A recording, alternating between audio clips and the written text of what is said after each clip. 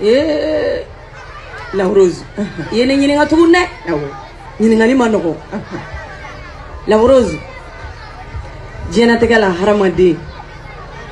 diɲɛnatigɛ kojugu bɛ fura ye de i hakili ka sigi mɔgɔ mɔgɔ ni hakili sigilen tɛ an bɛ tile min na i jugu bɛ se k'i faga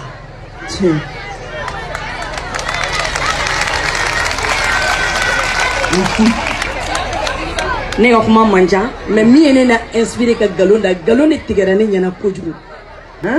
kojugu La Rose galon cɛ ka jugu min b'a tigɛ o cɛ ka jugu parce que galon ye fɛn dɔ de ye sen bɛ galon na bolo bɛ galon na pantalon bɛ don a la tafe bɛ siri a la musɔrɔ bɛ siri a kunna a bɛ fugulan don a bɛ veste don tiɲɛ don La Rose wagati dɔw de kɛra ni ne asunya ne kamana gana laban in na fo ne yɛrɛ ye galon créé dɔnkili da n ko galon parce que galon man ɲi galontigɛla ɲɔgɔn jagɛlɛ ma wolo diɲɛ fan si galontigɛla ja ka gɛlɛn ni mɔgɔ fagala ye parce que n'i ye galon da mɔgɔ la i b'a bila i kunna i tɛ suratu tigɛ ka sɔrɔ i ma ɲininka donc o ɲɔgɔn jagɛlɛya tɛ diɲɛ kɔnɔ ka galon da i mɔgɔninfin de ɲɔgɔn na i m'a ye e m'a mɛn Ala yɛrɛ ko hali n'i bɛ mɔgɔ kɛlɛ k'i y'a mɛn a y'i kɔrɔfɔ ko fo seere ka k'a la mais an bɛ galon tile de la dɛ n'a dar'i la dɔrɔn i yɛrɛ de bɛ hakili bɛ sigi sa ka sɔrɔ ka kɛ limaniya jɔn ye ka to ka jɔko filaw kɛ Ala k'i dusukun se a kɔrɔ